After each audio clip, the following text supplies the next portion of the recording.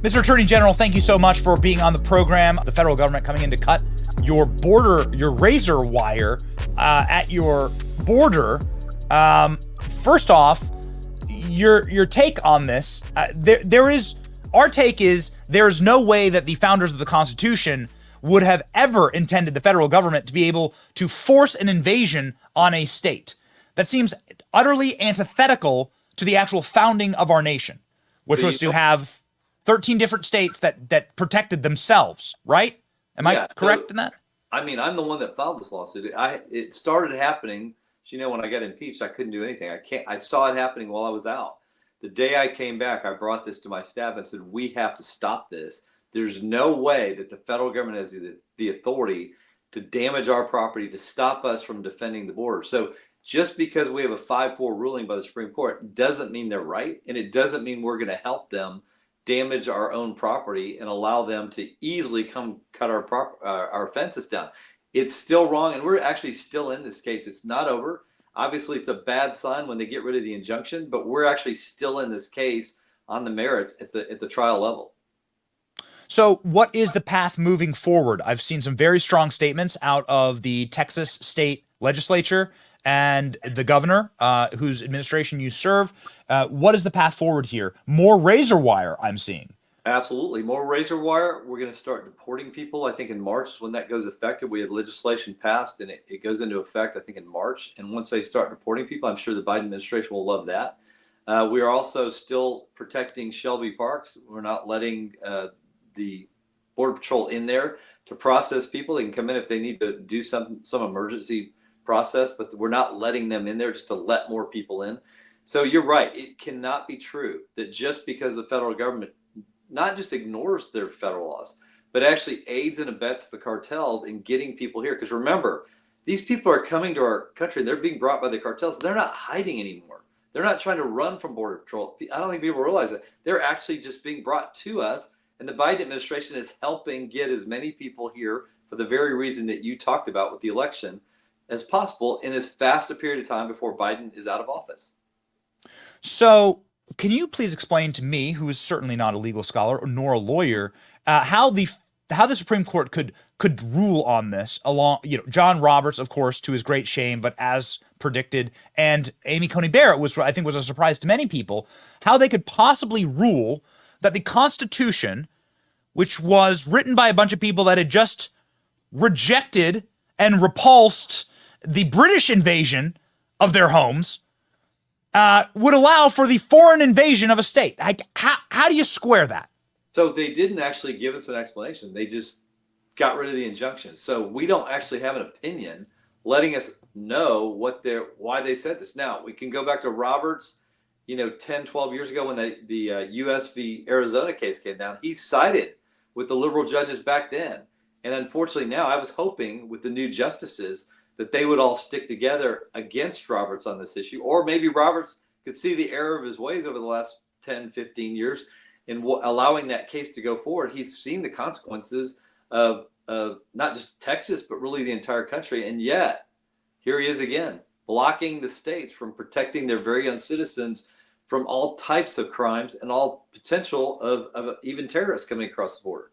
Does this mean no more sanctuary cities? I mean, right? So does this ruling mean that the federal government can just seize control of sanctuary cities and that they have supremacy here when it comes to immigration policy? So the next Republican administration just marches directly into sanctuary cities and say this isn't a real thing?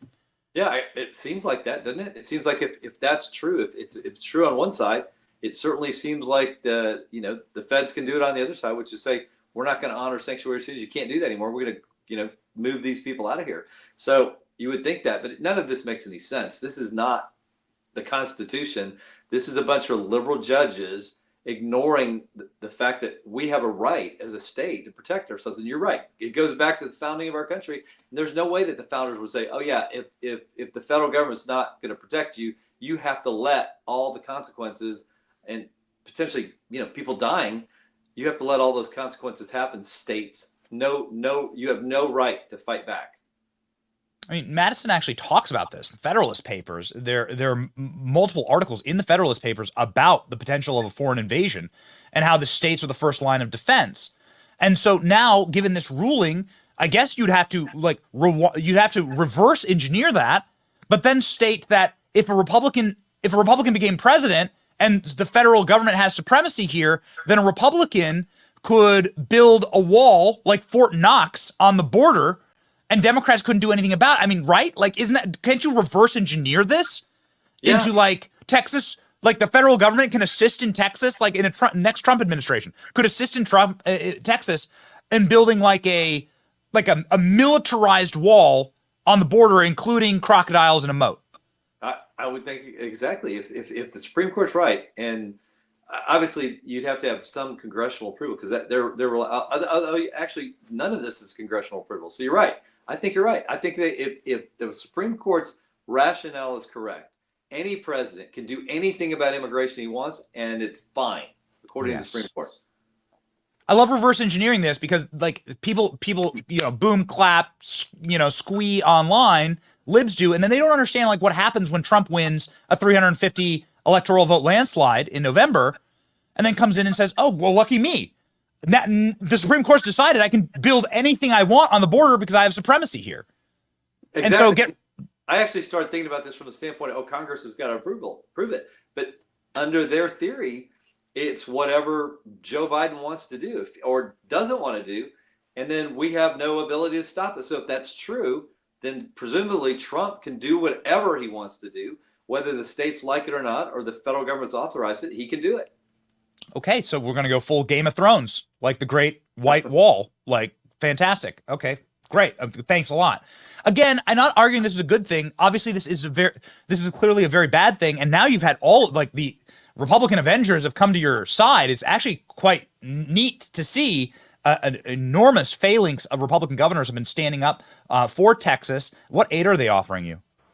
So far, I mean, it's just words, but I do think that that's encouraging because hopefully this actually wakes the Supreme Court up. It wakes Congress up to actually act or maybe change because look, there's up until now, the Supreme Court's never had any pushback from Republican governors other than a few, like Abbott or maybe Ducey when he was there, and occasionally DeSantis. Now, if you have Republican governors allying together to speak out, I think we've got a much better chance of the Supreme Court maybe paying attention and maybe switching one of those votes. I'm not sure. Maybe Roberts is a lost cause, but maybe Amy Coney Barrett is not.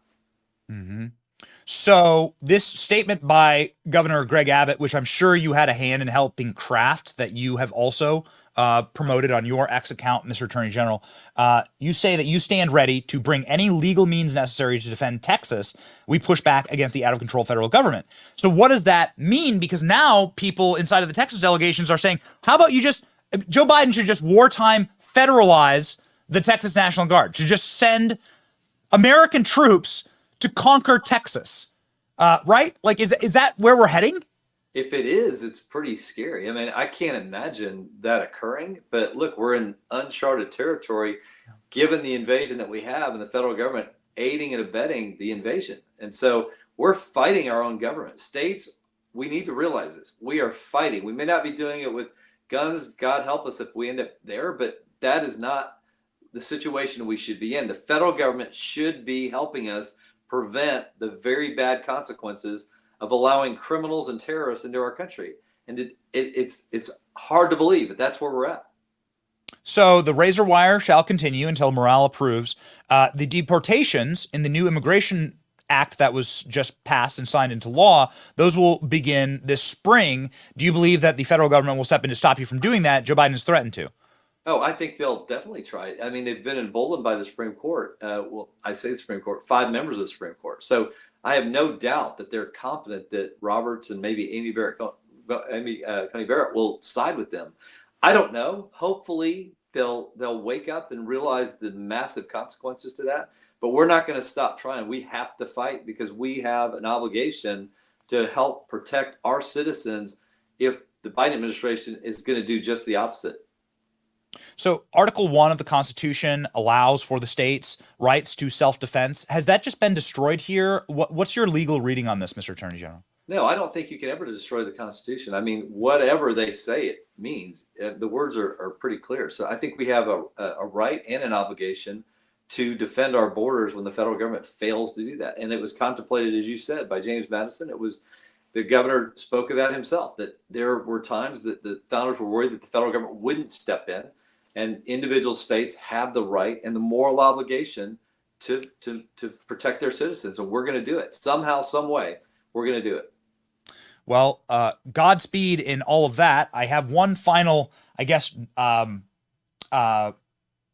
potential scenario to discuss with you that I think might put this into clearer context. Regularly, I try as hard as I can to explain this to liberals, like what they are doing to themselves. Regularly, Vladimir Putin talks about the purchase of Alaska.